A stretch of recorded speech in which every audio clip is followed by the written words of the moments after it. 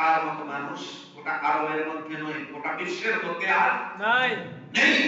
তার এত সুন্দর চরিত্র, এত সুন্দর আদর্শ, সবকিছু তার জন্য রাহমাতুল লিল আলামিন নবীর জন্য উৎসর্গ করে দিয়েছেন। সুবহানাল্লাহ। সুবহানাল্লাহ। মুহাদ্দিস এবং মুফাসসিরিন ইকরাম এটা সর্বসম্মতে একমত যে ইসলাম প্রকাশিত হওয়ার পূর্বেও সাইয়েদনা সিদ্দিক আকবর কখনো শিরকে লিপ্ত ছিলেন না। সুবহানাল্লাহ। সাইয়েদনা সিদ্দিক আকবর কখনো শিরকে লিপ্ত ছিল না, কোন গুনাহে লিপ্ত ছিল না, লিপ্ত ছিলেন না। রাহমাতুল লিল আলামিন নবী তাকে যখন পেলেন তার অন্তর ভরে গেল।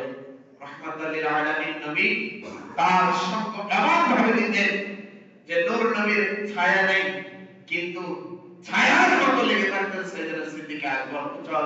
সুবহানাল্লাহ।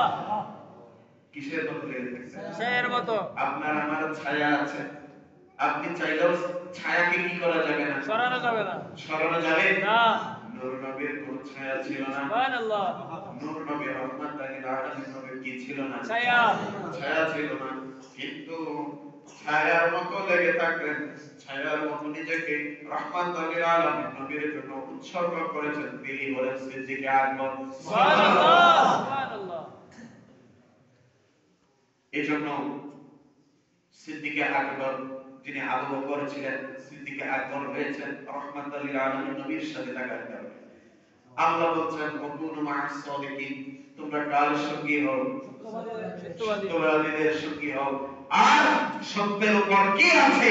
আমি সবাই যদি দাবি করি আমি সত্যের উপর, আমি সত্যের উপর, তার মধ্যে সংশয় সন্দেহ আছে, সত্যের উপর আছি অথবা নাই, দুইটার যে কোনো একটা হতেও পারে, কিন্তু সেটার মাপকাঠি হবে সেটা যখন আপনি আউলিয়া কিরামদের উপর, তাদের তরিকতের উপর আমরা আছি কিনা। যে থাকবে তারাই সত্যবাদী, আর যদি না থাকে তাহলে বুঝতে হবে তারা প্রতারক, তারা ভণ্ড। উজ্জ্বল বলুন না নাউযুবিল্লাহ। আর এই প্রতারণা রাহমাতুল লিল আলামিন নবী থেকে শুরু হয়েছে। রাহমাতুল লিল আলামিন নবীর শেষ জামানায় যে যুদ্ধগুলো হয়েছে, মুসাইলামা বিন কাযযাব যখন তাদের বিরুদ্ধে যুদ্ধ হতো, তাদের নামাজ ছিল, রোজা ছিল, সবকিছু ঠিক ছিল। মুসাইলামা বিন কাযযাব এর শুধু শক্তিশালী কঠিন যোদ্ধাই ছিল 40,000। কত ছিল? 40,000।